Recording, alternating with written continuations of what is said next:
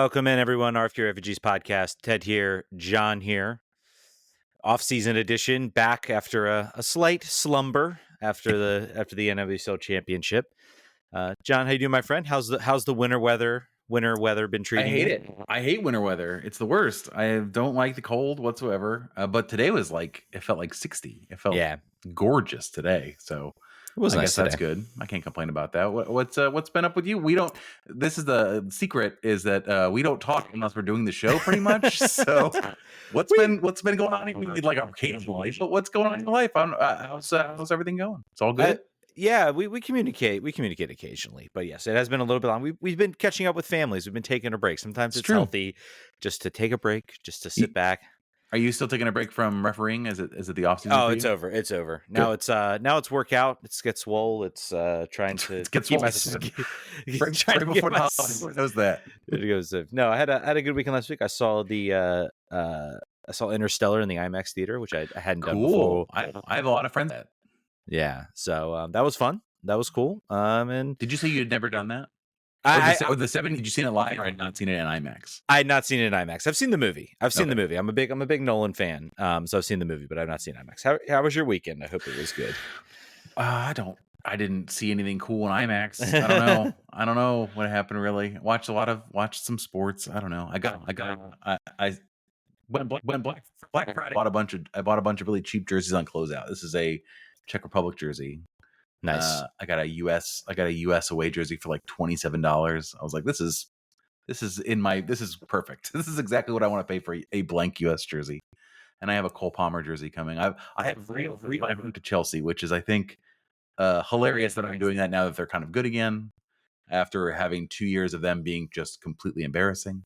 Mm-hmm. I'm back. But also, even if you're not a Chelsea fan, I think Cole Palmer is like one of the more interesting dudes in that he is so dumb.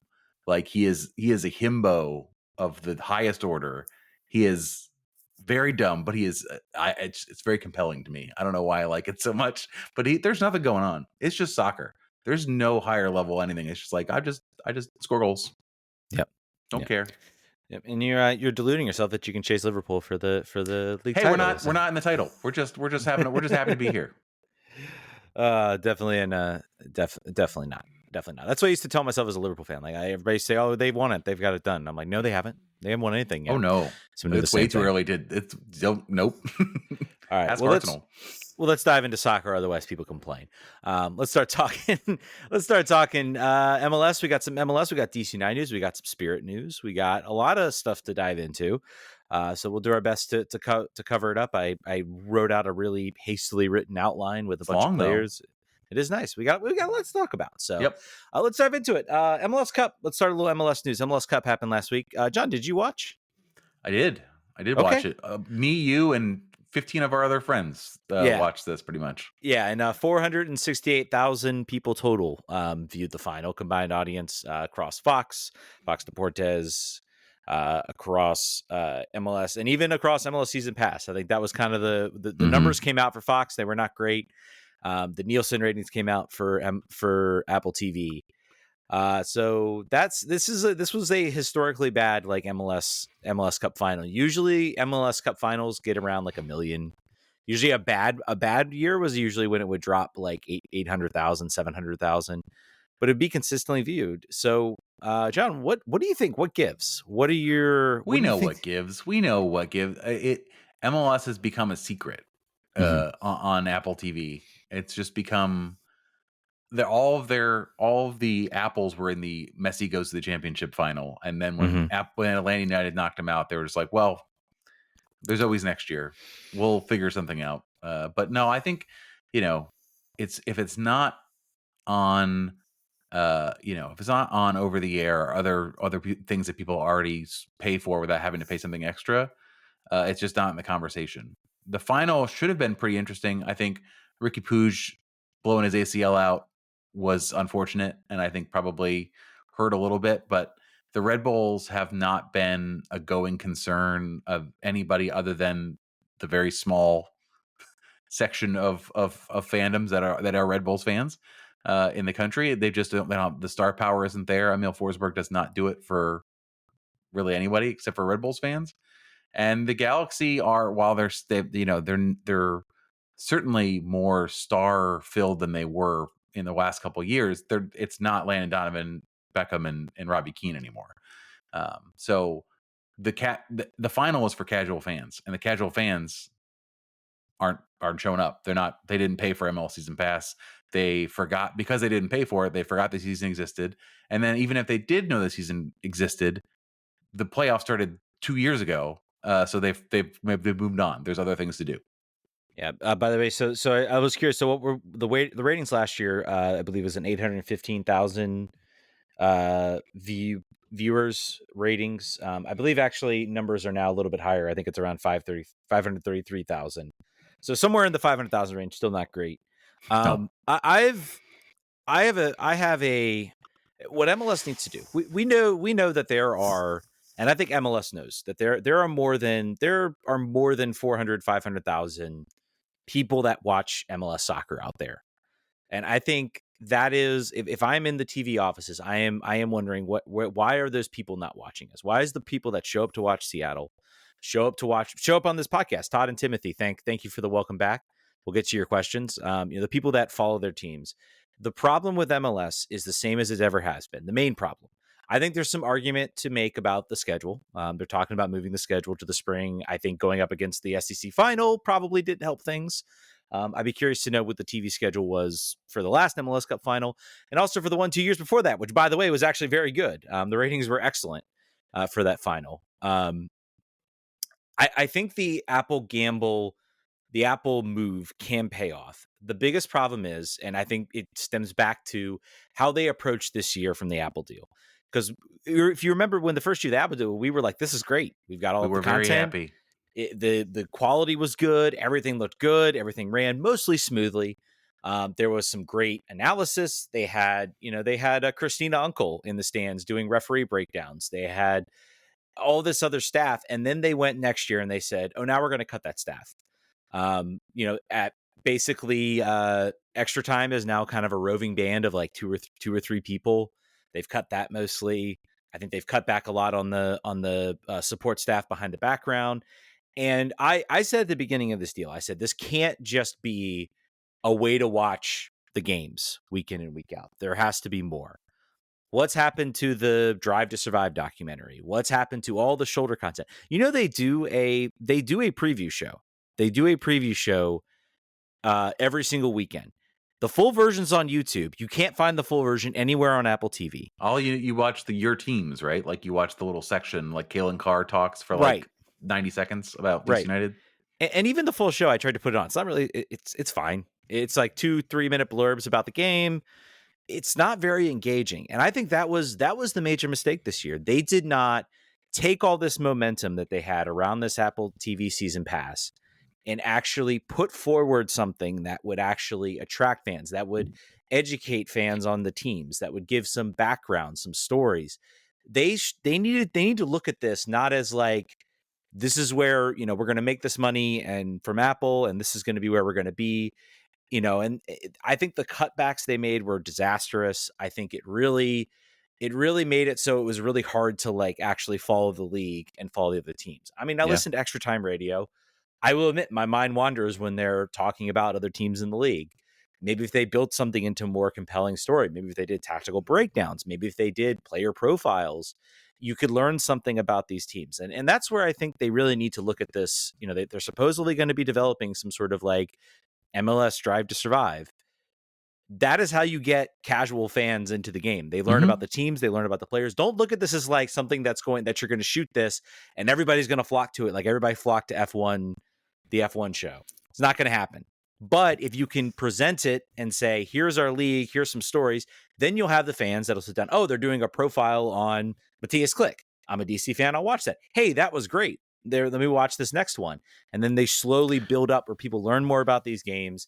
You can build up more interest about the cup. If you make it a good product, people will then start to sit down and follow the league, and they'll watch the championship game. Yeah. And you have better numbers. So they did. I remember they did a Klick mini documentary. It was like a 5-minute thing, maybe a little bit more than maybe 10 minutes. That was great. I'm so much more interested in about hearing who these players are off the field. it's weird, right? Like, we do a show about this. I'm obviously a pretty serious soccer fan, but what I want from my entertainment perspective is not more soccer stuff. I have enough of that. I actually want to know who these people are for whatever that, whatever good that does me. But one more thing before we get on DC United. What do you think? I don't know if this number is correct. What do you think the number? So how many did we say? We said about 500,000 watched the game. Mm-hmm. How many total MLS season ticket holders do you think there are? Maybe 5. You're probably gonna tell me like 500,000. 420,000. So not even. So maybe every single season ticket holder for all the teams watched the game, and then 100,000 people. There are 2 million subscribers of season pass at the end of last year. Surely that's gone up. I don't know what 2024 is. They're very tight-lipped on it. But that is wild that like, because if you are a person that has given hundreds or thousands of dollars, you're probably going to watch the final. You're pretty invested. You watch at least 18 games in person and probably 18 more away for your team, no matter how good they are. So obviously things are not good. These are two teams. You have LA and New York. It wasn't like it was Kansas City versus St. Louis. Like, not to shit on the Midwest, but like that, they could not have asked for, better media markets, and it still just fell flat. So yeah, and we can talk about the New York teams in the media market. Maybe this changes when New York City FC gets a stadium, but maybe the teams in the New York media market are not doing a good job. If I am Don Garber, that is maybe one of my biggest failures, is that I could not get a New York Cosmos style team that could generate attention, that could generate. Maybe maybe he's hoping that changes with their new stadium. But I mean, those teams do not act like the LAs. They act like they do. They act like maybe a Philly plus, both of them. And that's really sad. They're going to be in Sports Illustrated Stadium next year. So clearly that's going to take off in a major way. Yeah. Let's talk about DC United. Let's get to our team. Let's talk about that. It's late, guys. By the way,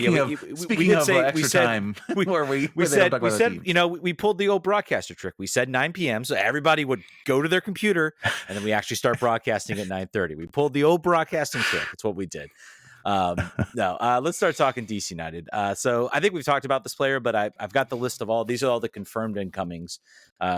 We have Jordan Farr, Luis Barraza. Am I pronouncing that correctly?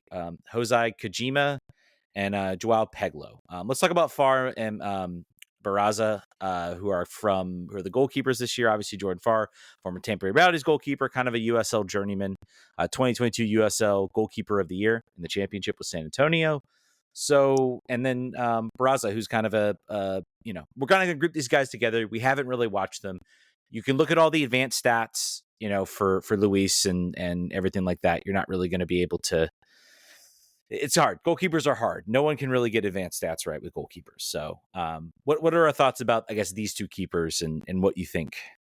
I think they are a better 3 and 4 than DC United had last year, or depending on the part of the year, 2 and 3, just based on sort of where they are in their careers. The fact that Jordan Farr has had a bunch of minutes, even at a lower division, has won not silverware, but has won sort of acclaim. Barraza is no longer the starter, was no longer the starter in New York City, but certainly played quite a bit, sort of like a Tyler Miller, sort of like an Alex Bono, and that sort of tweener guy who didn't establish long term. But we're going to talk about another goalkeeper that's potentially on the way in, who seems to be ticketed for the number 1. If these guys are your 2 and 3, I think you're fine. I think that's fine. The good thing here is they're cheap. Like, we understand. I think what we're understanding is the salary is much lower than Tyler Miller and Alex Bono. I don't know about Jordan. I forget his name. They played 5 minutes in a friendly. Who's our fourth string goalkeeper? Nathan Crockford. Crockford. Yes. Yeah. I mean, he was on probably the lowest wages possible, but I don't imagine Jordan Farr's not going to be on a whole bunch. So yeah, they're trying to moneyball this a little bit, I think, at this part of the roster, which I think is probably smart based on what else we have to do. I have no problems with this. What about you? Yeah, I mean, I think we heard some of the goalkeepers they were talking about, Tim Melia, Maurer. I think these are better signings than both of those players. Jordan Farr's 30, so he's still very much in his prime.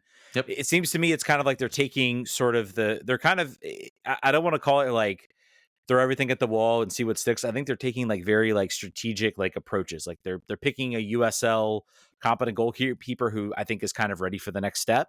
So let's give him that next step. Let's give him that opportunity. Maybe he becomes like this out and out starter, this incredible player once he makes that step up. That can happen with some players in the second division. And, there's not really a pipeline.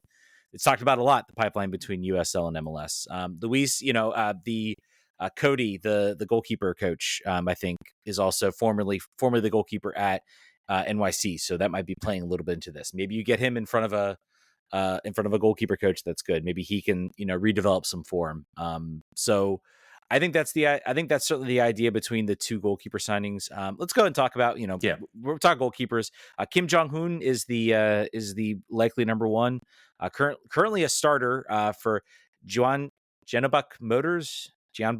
I'm sure someone. I think he had second. I think the second one was right. Okay. Jeonbuk, I think, is right. Jeonbuk Motors in the Korean first division. They are low in the table, but he's been apparently a really highly touted talent from people who watch the league. He's getting senior call-ups to the South Korean national team, a U22 initiative signing as well. Also, funny enough, there's a neat story behind him. He went on loan for 2 years to a club in Korea that is specifically set up because players have to do a certain number of years of military service.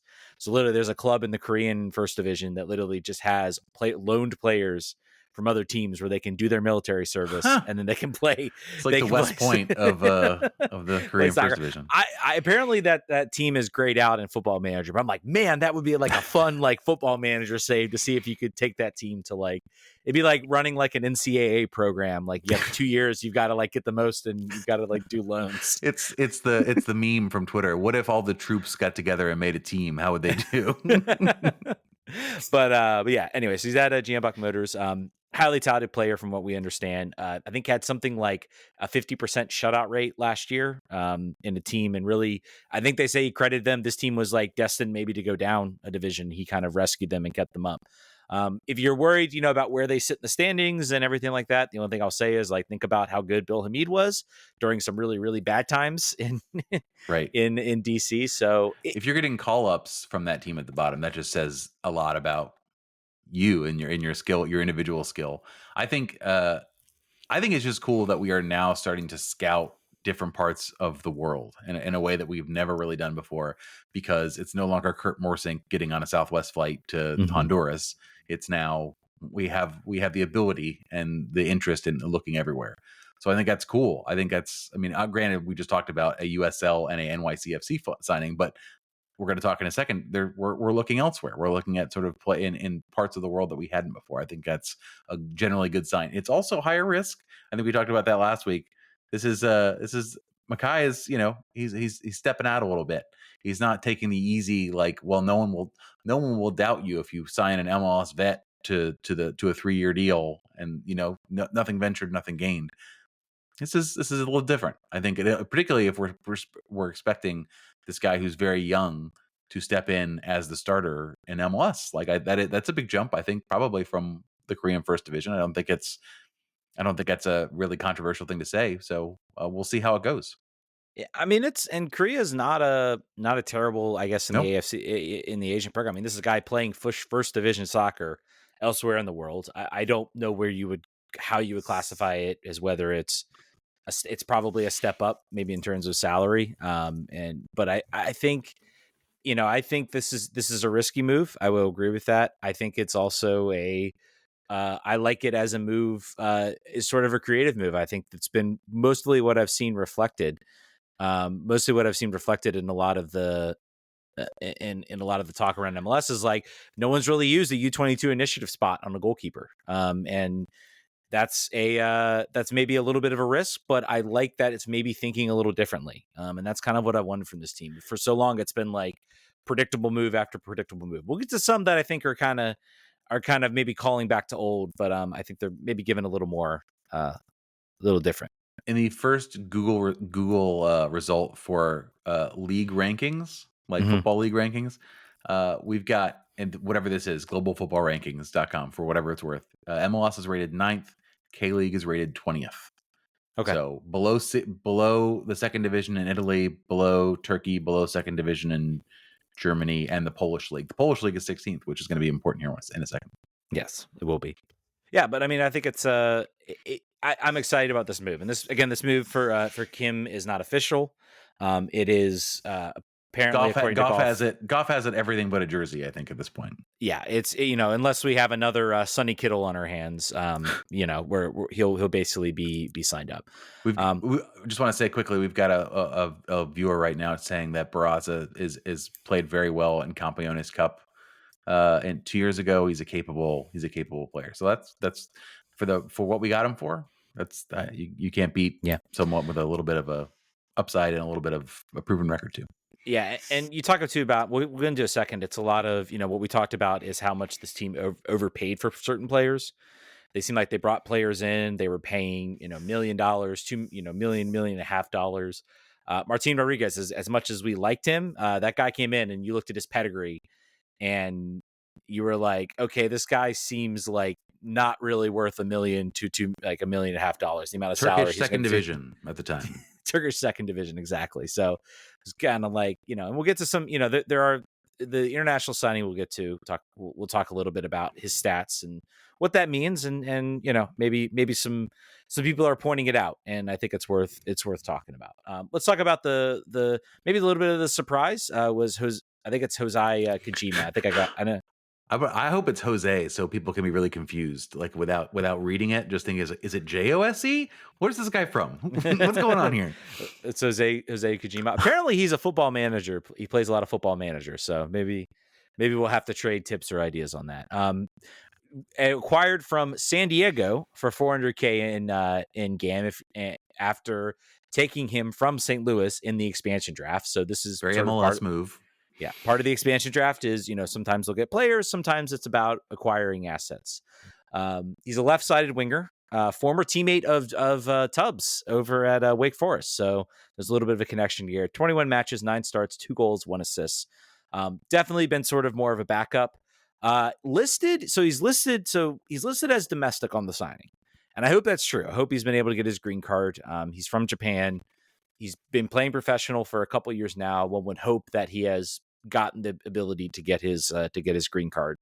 We'll see whether that's the case. But he's listed as domestic. On the last sort of roster profile, he was listed as an international. Well liked amongst the fan base. Many people in St. Louis were sad to see him go. They really seemed to like him. Sort of average attacking stats, but one thing that's interesting, he's very much in the higher echelon among forwards and wingers in FBref for like defensive plays like tackles, interceptions. So a guy that you would think might fit well in like a high pressing type system.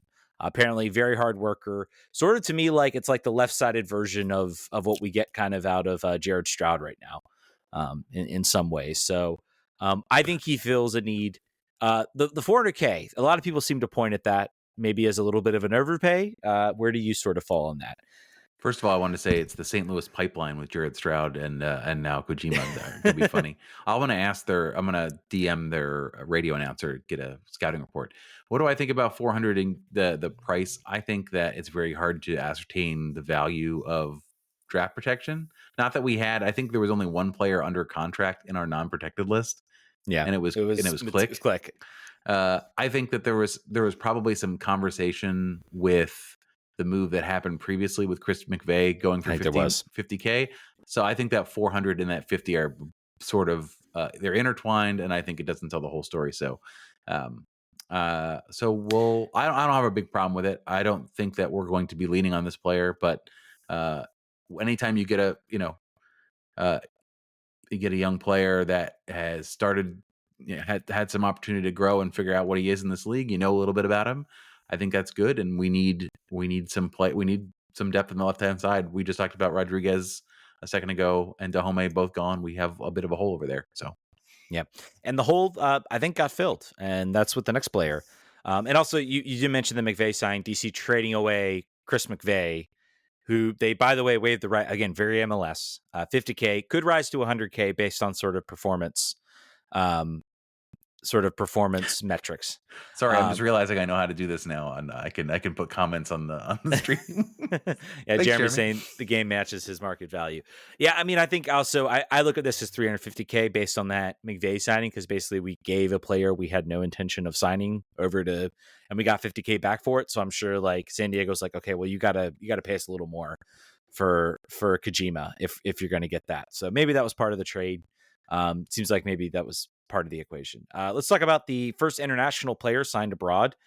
First official, I should say. We've talked about Kim being the second player, and that is Joao Peglo, who's going to be signed from Polish side. And I will Radomic. Radomiak Radom is going to be my guess, or Radom. Not the, there are a couple teams playing in Europe in the Polish division right now in the Conference League, which I am only watching again because of Chelsea. But this is not one of those teams. This is not one. This is not one of the elite Polish sides. Yeah, definitely been a journeyman around the league. Again, we talked about a little bit about the stat line. Stat line's not impressive. 17 appearances, 1 goal, 1 assist. Again, I hedged a bet that like soccer's a lot more than just about some of those stat lines. Again, he is an attacking player. I would also say that if he was, 4 goals, 4 assists, he was lighting it up. He might be worth a little bit more than what DC got for him. 700K is the rumored transfer spend that they spent on him. I know that like seems like a lot when it comes to like MLS and how the salary cap works. That is very much pennies when it comes to the current transfer market. And he's on a 3-year deal, so it's spread out over 3 years. So yeah, it's, you got to make. We talked before. This is one of those risks. This is one of those gambles. You think this player fits your coach's style and fits a need. I think the one thing, if you look at those counting stats, the scoring stats are not impressive. His cross completion percentage is pretty good. His dribbles are good. So there are like those secondary individual stats that don't rely on a good team around you necessarily to be factored. I think we need it. We need some of that. This guy is probably not going to be your goal scoring solution, but also that's not really what they wanted. I don't think if they could find some players who can put the ball on Christian Benteke's head, or I think they'll also be happy with that. So yeah, put it on the head of the guy who probably had more one headers than any other player in MLS combined. Seems like a decent strategy. Seems like a good formula. Yeah. So I don't know. I kind of watched a little bit. He seems like and again, style can change. Everything can kind of change. I watched the sizzle reel. It seems like he does want to play a little more narrow. But again, I think that's kind of what DC wants to look to do, to sort of allow their fullbacks to sort of overlap and cut in and are able to sort of play those crosses as well. So I don't know. It's one of those moves where I think, we have to, and we'll talk a little bit. There's a great question that came in our Discord sort of regarding this.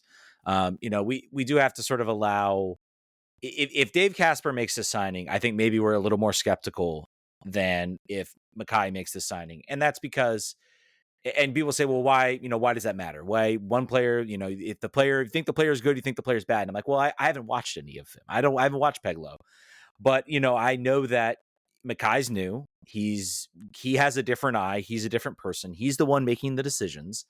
And we don't have much tape on him. We have a few players. Some of them are good. Some of them have been a little concerning. But he's certainly still swinging. So I think it's going to take some time for us to maybe develop an opinion on, if he things aren't going well and he's signing these types of players in 3 years, then yeah, I think we're maybe late for a little skepticism of him. Yep. But right now, I think it's worth keeping an open mind and seeing when he gets out there. All right, let's get into the likely leaving, and that includes Mateo Cabone, basically done out the door to AFC Bournemouth. 1.25 million could rise to 2.5 million if he makes appearances. DC United keep his whole fee and can convert it into GAM. And I wonder, can they? So it's 1.25 million, and then another 1.25 million, I guess, if he makes appearances. So if he makes, because he's appearances for the first team, yeah. So he's not going to. He's not going to make an appearance this year. He will probably be loaned out somewhere. He's not going to be able to be eligible for work permit. Maybe he plays some time in the Bournemouth reserves for a bit. He's not making an appearance this year. He just doesn't have the capital, that won't have be able probably to get the work permit to actually play. Probably going to be loaned somewhere else. But if he does make that appearance, say next year or 2 years from now, can DC take that 1.25 and convert that into GAM if they get that payment? I don't know. I don't know. That's a question for MLS, but they can at least take this money and they can convert it into GAM. And I think that's why the 1.25 million falls right around that mark. So that's extra roster spend that Makai can have to build this roster. And I think that's important to call out. We've been talking about what is Matai going to be? Like, what was the expectation from him this year? I also think his head was turned. I also think he was ready to go and give it a shot and try it out. So I'm glad that we got something out of it. It would not have been as much as we would have hoped, but I think it's the whole point here is that you give players, if they want to go, you give them an opportunity to leave and get something from it. He's also has a brother named Mikel who is on trial, I believe, or not necessarily on trial, but is training with Man City right now. Yeah, at a DC United's academy. So, good for all of them. I think it's a good thing for this club to have players that are in demand by Premier League teams. So we'll see. Griffin Yao continues. The Kevin Paredes story has kind of got on hold as he's been injured. Griffin Yao is injured. So we'll all be hoping that he comes good, and we hope that we see him on our NBC Sports app on a game we would not otherwise watch in a year. Yeah, just like we did with Bredes. I enjoyed. I woke up. I watched so many Wolfsburg games that I should not. And they were terrible. They were so bad to watch. They're such a bad team to watch. Maybe they've gotten a little better. Again, so the game I think is the important thing about this. I think it allows the team to move. And I said initially, I think if you're not planning to start him this year, you might as well go ahead and sell him and get that value back in. And I think it opens up other opportunities with that roster space to actually, supercharge your rebuild. I also do wonder, if Benteke's here, you have a year with Benteke, if that putting a little pressure to build a team that can win and can compete maybe took a little bit of a forefront rather than maybe taking a longer term approach. Matthias Klick, obviously the elephant supposedly in the room, DC reportedly exploring all options, quote unquote. He was rumored to maybe be in talks with his return to his side in Poland that he played for, I think, when he was much younger before moving to Leeds. That apparently is not on the table and makes sense. He is on $1.9 million a year. That is a very expensive contract for a lot of other sort of teams that are not championship level or Premier League level teams to sort of take on as a salary. So it makes sense that it might be a little bit hard for them to do that. I think you're still looking at, and Goff seemed to indicate it was either like sell him, loan him, or a buyout. I think the selling and the loaning part is extremely unlikely. And I think it doesn't really give you much because you can't really free up that spot. Maybe you can free up a little bit as far as a roster spot. Because there's so many stipulations. If you loan him, you got to get like a certain fee to basically counteract. And yeah, it's kind of a mess. I think he'll suit up next year. I think he'll play through the summer, and then it's kind of maybe Makai can convince him, look, we really need to buy him out. We really want to sign this player, and we just need to buy him out. So I just love all this Poland talk as a descendant, as from the land of my grandfather. I think that's very exciting. I'm trying to see what Polish club he started. I believe he was coached by his dad there. I'm pretty sure. Yeah, but that's cool. So Krakow. It's like one of the oldest club in Poland to exist. So we'll see if something comes of that. He's still training. If you look at his Instagram, he's out there. He's working. He posted today. He was out in Arlington working out. He is a guy who is enjoying his time in America. He is not just hanging out in the comfy confines of his apartment. He's checking stuff out. Yeah, and Jeremy Drop says, I don't think his transfer to buy down with TAM or just let his contract finish out. You can't buy him down with TAM. He makes too much. Yeah, I think they paid a transfer fee for him. He is at 1.9 million, which I think is like right at the cusp. And then I think that whatever transfer fee we paid for him, I think brings it to up. So he is not eligible to be bought down with TAM. And we'll get into a little bit maybe why why maybe certain other player they might be maybe holding on to that sort of young DP slot. We'll get into that. Let's whip through these questions. Yep. We don't have shows for 3 weeks. Our pacing is not great. We get loaded up with questions. Brendan Cartwright. You want to do it? I can start. Brendan Cartwright. Are there concerns that DC hasn't moved past its reputation of not spending particularly wisely by paying $700,000 for Joao Peglo, $400,000 for Kojima, or do you predict that their future performances will make these costs seem reasonable? I think we also have to remember we second to last place. I think we have not made the playoffs in 6 years. Mm-hmm. 6 years? Is that how many years it was now? Yeah, it's 2019 was the last year, so for 5 years, it's been 5 seasons. So like sometimes you are gonna overpay. It's just a question of if you're overpaying for a guy that you're not gonna regret overpaying for. And I don't know for sure. I think we already talked about Kojima. I think there's some extenuating circumstances there. And we talked about Peglo. That is a large amount for interleague trades, but if you're looking or interleague transfers, but if you're looking internationally, that's nothing. Rounding error for most clubs. So Yeah. I am in between how I think they'll do, weighing it out, but I also just think that the cost is not super high. We'll have to see other moves that happen throughout the year to see if we overpaid, I guess, or in the offseason. And I mean, I think from a salary, the 400,000, you're getting a million point 0.05 in GAM for Mattia Kambone. Like that, I'm going to assume they're going to I think it's an option to do that. I think if you're Mackay, you're saying, look, give me that. Look at that. I need this. So I'm going to take it. So I think they still have so much room. They can build out a roster. They can build out a roster here. And they still need, as Timothy points out, we need a center back. And I would say, yeah, we need a center back. I'd say we need at least like a couple more wing backs. And then, you have the starts of maybe a team, and then you're kind of trying to fill in some other positions. We also have the super draft coming up on December 20th. Do we? Yeah. So, yeah, I remember that used to be such a big thing, and now it's like just an huge afterthought. Would stream all multiple rounds on my phone. So excited about it. Yeah. Brendan Zabran on Blue Sky. Can this be considered a successful offseason if Klitsch and Pirani stay with the team? Don't know they'd be up for moves, but now it feels like it's a missed opportunity if they stay. Yeah, we forgot to mention, I dropped this. Yeah. Gabriel Pirani apparently going to return. Apparently has been offered to return to Brazil. I think that's more of a move of, we know the limitations of this player. This player had a pretty good season. Let's see if maybe this is his highest value and what maybe we can get for him. I think he's got a $10 million release clause. I think that ain't gonna get met. You're not going to get that. That would put him in like top 10 of like transfers in the league. But if you get half of that or even a third of that, yeah, I think you would hit the sell button on that for sure. We'll see with Pirani. I know he's got a lot of people who like him. I think it's interesting they made these moves. Both Peglo and Kojima are both going to play on the left side. They're both going to be out and out wingers.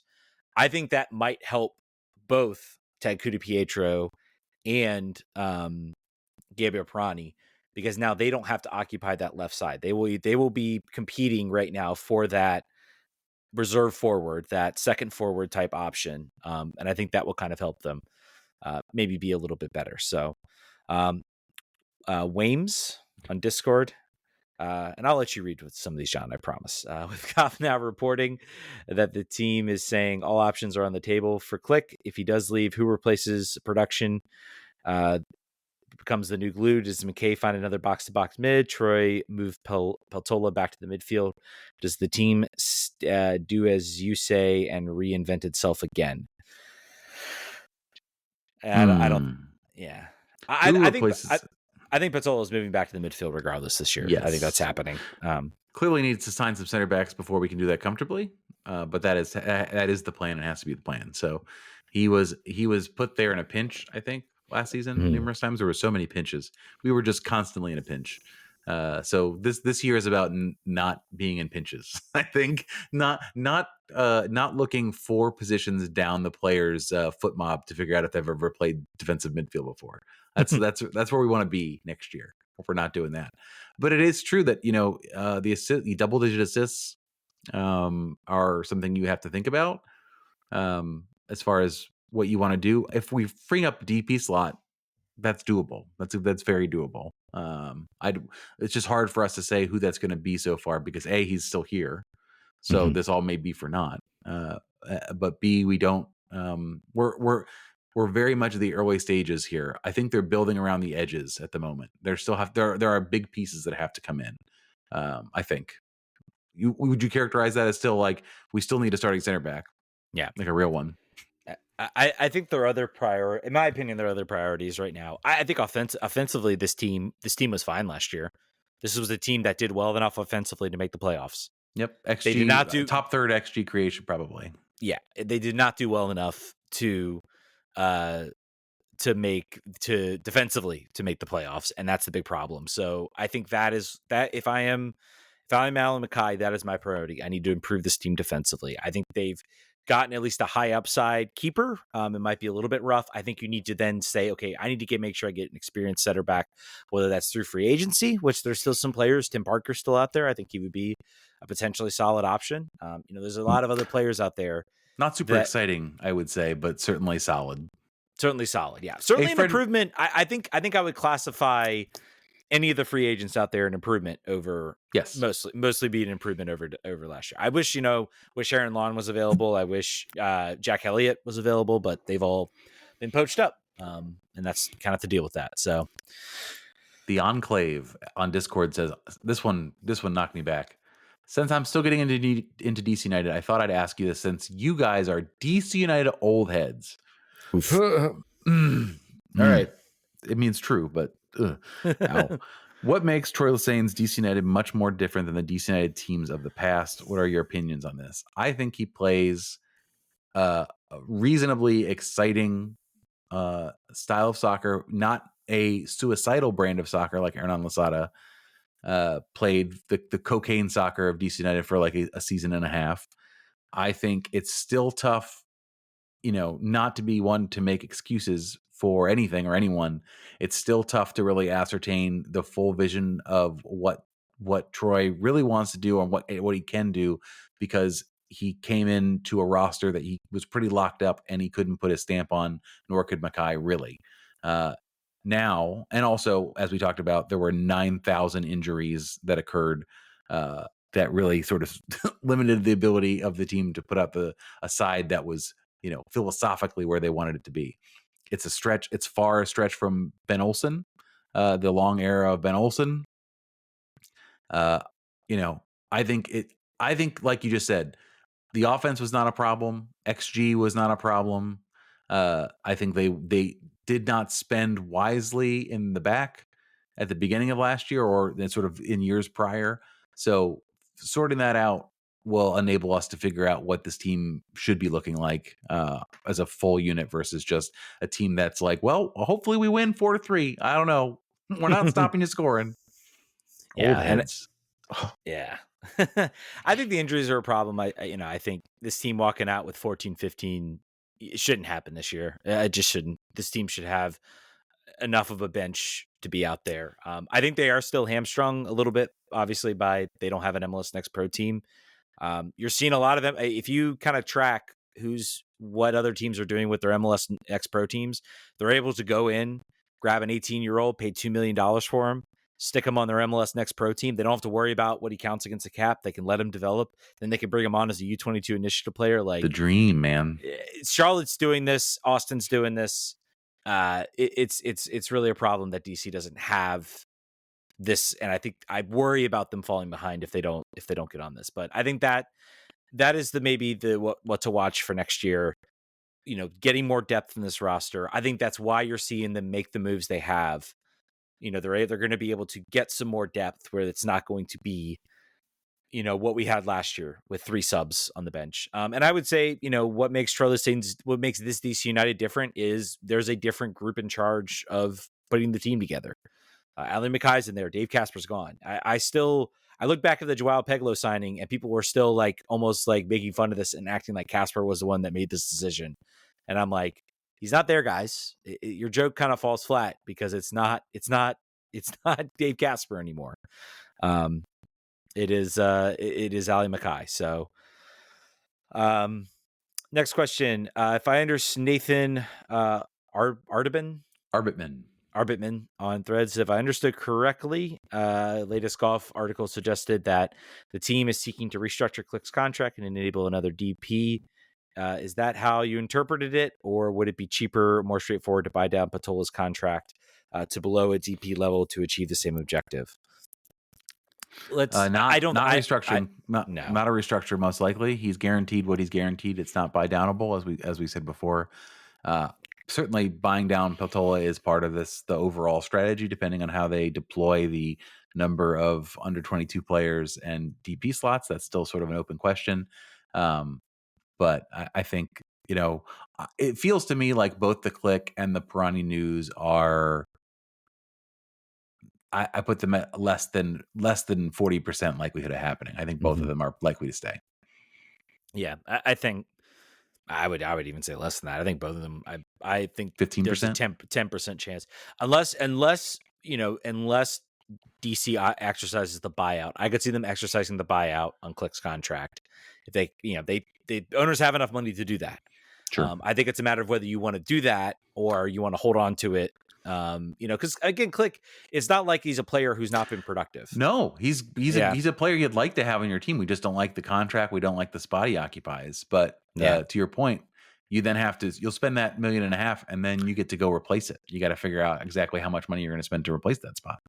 And I think we've seen one player, well, two players technically, two players from that were signed by the old team that were sort of re-upped past, I'm not going to count, obviously I think Russell Knaus got his option exercised last year, but I think that was more out of, I think what he was going through, or maybe it wasn't even known at the time, but I think it was also like, I can't have just everybody gone from this team. I need some players for next year. But we've seen the past two cycles, like every player that has not been one of Ali Mackay's guys has their contracts run out. They've been gone. I think Click's in that same boat. Mackay really couldn't control the fact that the contract was exercised. I think that was a decision made before his time. And so I think he's exploring options. He's maybe if there's an avenue where he thinks maybe he can offload Click, I think he'll take it. Because I think he ultimately wants to get this team, wants to get this team set to where it can be his team and his vision. And the only other player he really signed has been Benteke and Gabriel Pirani. Those are the only two players that he's really sort of brought back that were scouted or on the team when he was not as GM. And every other player has been, either retired or has been they've moved on to free agency or they haven't exercised the option. So that's just food for thought. As far as Baidan Patol's contract, I think they still have that option. I think Mackay knows he has that option. It's about weighing whether the cost he currently has to the cap, which is like $150,000, suddenly is not worth as much as the ability to sort of free up that DP slot. I think it's smart to keep that in your back pocket until there's a player that you can say, we need this player as a DP, either a center back or some other player. We need this player as a DP. We can fit him under the cap, and we're going to buy down Patola's contract, because I think they have till the registration deadline to actually make that claim as to what they're doing. So yep. I won't be surprised if they do it. I also could see them maybe wait till the summer, keep him at that salary cap, especially if they're trying to build out other parts of this roster. They still have a ton of roster they're going to have to fill out over the next couple months. So it might be smart to keep him at where he's at because he counts less against that cap. Thank you for all of the questions, particularly on, I think it was about probably a 45-minute notice before the show recorded after not having done one for 3 months. So people are desperate, man. We love you always. Let's get into Washington Spirit content. Again, we always love when it's timed perfectly. Signing occurred here for the Spirit, signing Narumi Miura, free agent previously with North Carolina, a temporary / I don't know if we want to call it permanent, a number 6, a fill-in for Andy Sullivan. We saw last year what happened after the Andy Sullivan injury, what Hal Hirschfeld had to do instead, and a lack of depth in that midfield, really what it did to this club. So making, not waiting around, signing one of the more desirable defensive midfielders in the free agent class. I think also, I didn't know this. I thought that this is probably an oversight on me. I thought Andy Sullivan tore her meniscus like Croy. I didn't know it was an ACL tear. So that's a 6 to 9 month on the sideline. So they could not have started this season. They didn't want to start the season the way they had to end last season. It moves Hal Hirschfeld back to her normal number 8, gets her further up the field, makes her more dangerous. I think it's a really great signing. The challenge continues to be the sort of the lack of clarity around salaries, salary cap, what the implications are, how much space they have, because they still have holes in this roster to fill. But with all that not being known, I think this is a really, really good signing. They still have the college class, the non-draft college class, to sort of pick around and decide where they want to fill holes and where they have desirable players to bring up. So overall, God, I think we're gonna be pretty happy with this. Yeah, and I mean they'll be an attractive team for free agency. I'm sure there'll be some players that will look for how can I get the most money, how can I be the most competitive, but there'll be others that'll look like, well, yeah, Chicago is giving me $50,000 more, but I don't know if I trust them to be the best spot to develop. I know the investment that the Spirit are making. I know that they will take care of me. So yeah, I'll take maybe $50,000 less to be treated a little bit better, or to be a more of a priority. So I'll be curious to see how quickly they're able to sort of accrue some free agents this year. So I found it funny that, like, the FB ref comparison literally had Hal Hirschfeld in there. You love it. As one for Mura. So next bit of news, I think 2 days ago, they announced that they've re-signed Kaylee Collins. That's the goalkeeper they signed as an injury replacement for Liza Bosselman. I believe Liza's still sort of who they see as the more, the more likely player to play in the long term, but still recovering from injury. So they wanted to get another body in there. There were other roster positions that were finalized here. Barnhart, Boutel announced on Instagram she's gone, she's not coming back. Anna Halferty did the same thing. I don't know if Lena Solano has done any sort of Instagram post. I may have missed it. And Savannah Coleman has not been with the club for a while. She had her 4th ACL tear in her young career. So I don't think she's coming back. Lena Solano was a bit of a surprise. I think you and I were both like, you could keep her around. You could also go a different direction. But they decided not to do that. Anything standing out? I mean, obviously it stinks. Anna Halferty's gone. Yeah. I think she's the player that we most miss out of that. But yeah, Anna Halferty maybe is the one that hurts the most. Yep. It's a shame because she really was a really good player for this team for a long time. Just injuries set her back. I mean, she's the one who gave the best quote at the end of winning the 2021 championship to CBS. Basically said, "We are the bleeping champions." So that was cool. So she'll be a player that will be missed here, I think. I also like talking to her. We interviewed her a couple times. I always liked her perspective, and also particularly after her first injury. I talked to her maybe 2 weeks before her second injury, and she had just gotten back into the side. I hope, I don't know what she's going to do next. It didn't sound like she was retiring. Maybe she is. I think it's very hard mentally to come back from injury and then injure yourself again. I say that as a person who just found out this week that I retore my rotator cuff in my shoulder. And I'm likely going to need surgery again. So I get it. I am not anywhere near the mental strength of a professional athlete who is just like, yeah, I just got to do it. But I think that this club still needs a center back pretty badly. I'll just sort of get into the question here from Hamidou, who I believe is a Patreon. Thank you for supporting. If you're the same guy, what roster building avenue should the Spirit look for a center back in? Can they gamble a bit on college players for depth and long-term prospects, or should they go someone with like a Tatum Milazzo in free agency or internationally? I typically would have said, I don't think I would go the college route, but Mark Krikorian is the guru. The guru of picking college players out. So I think that's certainly within reason. Milazzo, I looked at her FB ref page. She's a free agent from the Red Stars. 98th percentile in every defensive statistic. So sure, maybe go that way. I don't know what, again, salary cap implications are what they are. I don't know. But with Boutel leaving, there is an absolute need, I think, for a starting center back. You've got Morgan, you've got Mikione. But I think still there's room for a challenge. Although, last year the thing was like, Mikione's probably not a starter. She needs a rotational. She needs to be a rotation. She's nailed in. Now the question is Morgan. Now the question is Morgan your every game center back? By the way, Mikione got engaged I think 2 days ago. So congrats to her. Congrats to her. What do you think about where this team needs to Where Yeah, center back is the spot, right? That's probably yeah. the Center back is a spot. I think Milazzo's a very good. Like obviously, you talked about the defensive stats there. I think the question for her is going to be, does the offensive, because Tara McKeown, the passing out of the back, I think is something it's a need. You're right. yeah, it's definitely a need that the Spirit value. They want Sam Staub, I think, is a player that I've heard of. She's coming back from injury too. Maybe Sam Staub can come back. certainly a player who can pass out of the back. I think it's going to be a question of what does their salary cap look like. I think they do have a lot of sort of high priced.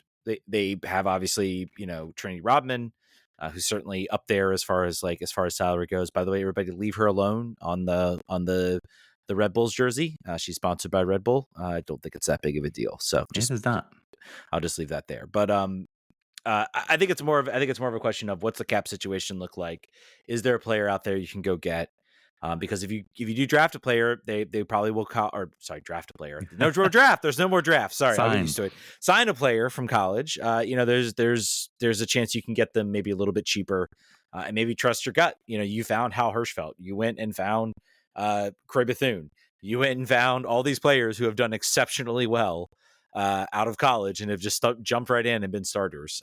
So I think they definitely need some depth there. I think it's going to be Esme Morgan and Tara McKeown, obviously, as your locked in starters there. I think that's a good combination. And goodness gracious, like looking at like Tara McKeown's like stats as far as like a center back is like impressive. Like maybe she's like not good as far as blocks and interceptions, but like tackles, clearances, she's up there. And then it's like passing stats is like off the charts when it comes to center back. So just just such an incredible player, and I think one that should be hopefully getting some call ups to the national team soon. We'll see. Set at wing back, I think for sure with Gabby, Casey Kruger, and Paige and Kate Wiesner. I think they're set there. There are other positions. Midfield is still a little weak. They're not going to rush Croy back with her history of injuries. Andy Sullivan's half season likely. I think Croy will be back to start the season. Do you think they're going to play her as much as they did last time? Every game, 90 minutes, like they were trying to before? I think maybe there will be. I think you got to hope Lacey Santos can kind of step in and sort of be a better player. So, but if you look at the rest of this roster, Courtney Brown, Heather Stainbrook, who started in the final, or maybe McKenna Morris started for Stainbrook, but those are players that started every game out of necessity through the playoffs. You could see some strengthening there. I think it's certainly not players that you intended to start. And up front, Ashley Hatch still under contract. Rose Gossie, McKenna Morris, who I'm really happy with her. I think as far as a player who's a rotational player that when you put her in there, she makes an immediate difference. You love that. Brittany Ratcliffe stays. Chloe Ricketts still in the club. Loan her out, please.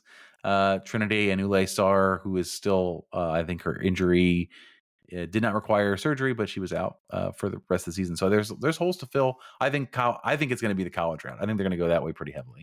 Yeah, I think for some of these depth positions, for sure. I think the question might be for center back whether they want a more established person to compete, to rotate.